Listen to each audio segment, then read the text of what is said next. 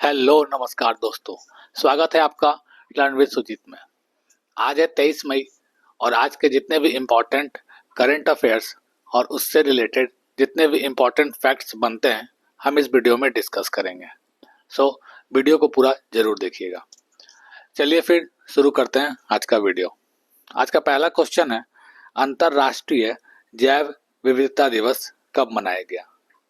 International biodiversity day कब मनाया गया? इसका सही आंसर होगा ऑप्शन डी 22 मई।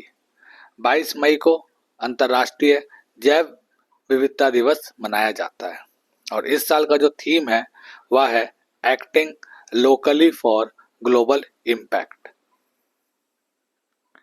मई के कुछ और भी महत्वपूर्ण दिवस हैं। 1 मई को अंतर्राष्ट्रीय मजदूर दिवस मनाया गया। 3 मई को विश्व प्रेस स्वतंत्रता दिवस मनाया जाता है। 5 मई को विश्व अस्थमा दिवस। 6 मई को राष्ट्रीय नर्स दिवस। 7 मई को विश्व एथलेटिक्स दिवस। 8 मई को विश्व थैलेसेमिया दिवस और वर्ल्ड रेड क्रॉस डे मनाया गया। 11 मई को राष्ट्रीय प्रौद्योगिकी दिवस मनाया गया। 12 मई को अंतर्राष्ट्रीय नर्स दिवस मनाया गया। 15 मई को अंतर्राष्ट्रीय परिवार दिवस। 18 मई को अंतर्राष्ट्रीय संग्रहालय दिवस। 20 मई को विश्व मधुमक्खी दिवस और 21 मई को अंतर्राष्ट्रीय चाय दिवस मनाया गया। अगला क्वेश्चन है, भारत और किस देश ने वर्ष 2027 को संस्कृति और पर्यटन वर्ष के रूप में मनाने का निर्णय लिया है? इसका सही आंसर होगा ऑप्शन सी इटली। भारत और इटली ने वर्ष 2027 को संस्कृति और पर्यटन वर्ष के रूप में मनाने का निर्णय लिया है। अगला क्वेश्चन है, हाल ही में अंतर्राष्ट्रीय बुकर पुरस्कार 2026 से किसे सम्मानित किया गया? इसका सही आंसर होगा option A Young Suang ji. Young Suang ji को 2026 का अंतर्राष्ट्रीय बुकर पुरस्कार से सम्मानित किया गया है। ताइवानी लेखिका यंग सुआंग जी के उपन्यास ताइवान ट्रैवलॉग के लिए यंग सुआंग जी को अंतर्राष्ट्रीय बुकर पुरस्कार 2026 प्रदान किया गया है। उनके उपन्यास का क्या नाम है? तो उनके उपन्यास का नाम है ताइवान ट्रैवलॉग और वह एक ताइवानी लेखिका हैं। इस पुस्तक का मंदारिन चीनी से अंग्रेजी में अनुवाद लिन किंग ने किया है। अंतर्राष्ट्रीय बुकर पुरस्कार की बात करें तो यह अंग्रेजी में अनुवाद पुस्तकों के लिए दिया जाता है।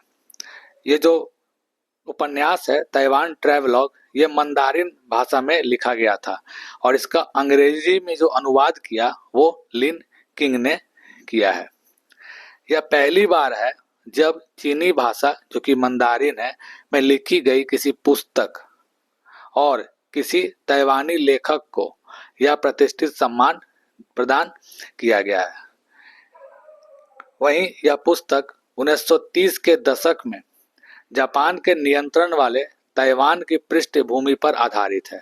इसमें दो महिलाओं के पाक कला यात्रा के माध्यम से उपनिवेशवाद, पहचान और प्रेम जैसे गंभीर विषयों को दर्शाया गया है। अंतर्राष्ट्रीय बुकर पुरस्कार जीतने वाले को 50,000 पाउंड की राशि दी जाती है, जिसे लेखक और अनुवादक यानी कि ट्रांसलेटर के बीच समान रूप से विभाजित किया जाता है।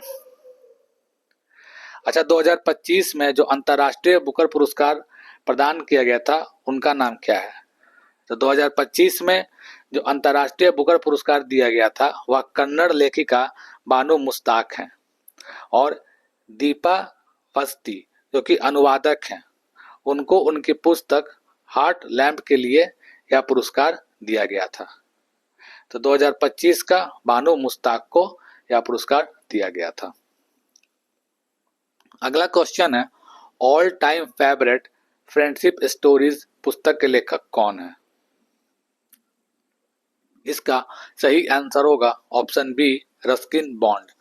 Ruskin Bond all time favourite friendship stories पुस्तक के लेखक हैं। वहीं अगर बात करें गिसेल पेलिकोट की, तो गिसेल पेलिकोट की पुस्तक का नाम है अ हाइम टू लाइफ। इनकी पुस्तक का नाम है अ हाइम टू लाइफ। वहीं टी.एम. कृष्णा के भी हाल ही में एक पुस्तक विमोचित की गई है जिसका नाम है we the people of India. We the people of India, यह टी.एम. कृष्णा की पुस्तक है। अगला क्वेश्चन है FAO यानी कि फूड एंड एग्रीकल्चर ऑर्गेनाइजेशन ने एग्रीकोला मेडल 2026 से किसे सम्मानित किया? इसका सही आंसर होगा ऑप्शन सी, नरेंद्र मोदी।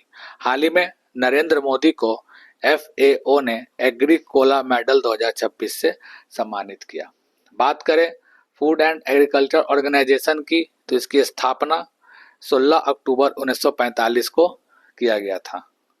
वहीं इसका मुख्यालय इटली के रोम में है।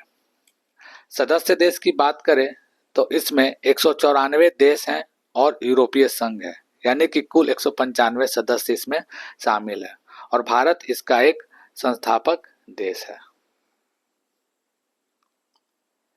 अगला क्वेश्चन है ग्रामीण स्वच्छता के स्वच्छ सर्वेक्षण ग्रामीण 2025 में कौन सा राज्य पूर्वी क्षेत्र का नंबर 1 यानी कि पूर्वी क्षेत्र का सबसे स्वच्छ राज्य बना है? इसका सही आंसर होगा ऑप्शन बी, बिहार।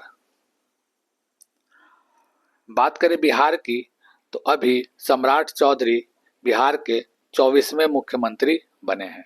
वहीं बिहार के वर्तमान स्वास्थ्य मंत्री निशांत कुमार, जो कि पूर्व मुख्यमंत्री नीतीश कुमार के पुत्र हैं। बिहार के कैमूर अभयारण्य को टाइगर रिजर्व बनाने के लिए सैद्धांतिक मंजूरी दे दी गई है। IIT पटना में सुपर कंप्यूटर परम रुद्र का अनावरण किया गया। बिहार का पहला हल्दी क्लस्टर मुजफ्फरपुर में बनेगा।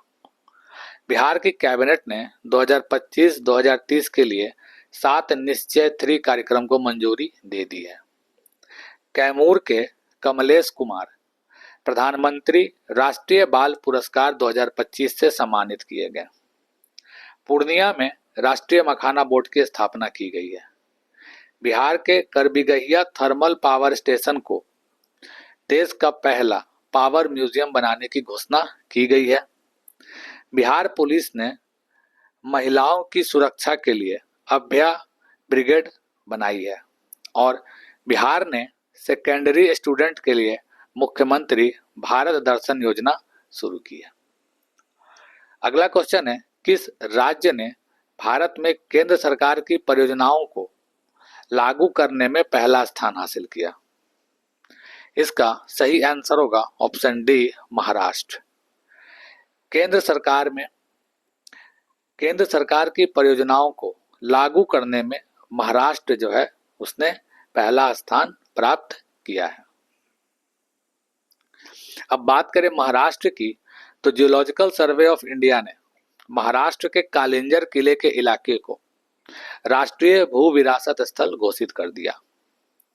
महाराष्ट्र के पुणे में संयुक्त सैन्य नागरिक संलयन अभ्यास साझा शक्ति आयोजित किया गया। नीति आयोग के निर्यात तैयारी सूचकांक 2024 में महाराष्ट्र शीर्ष पे रहा।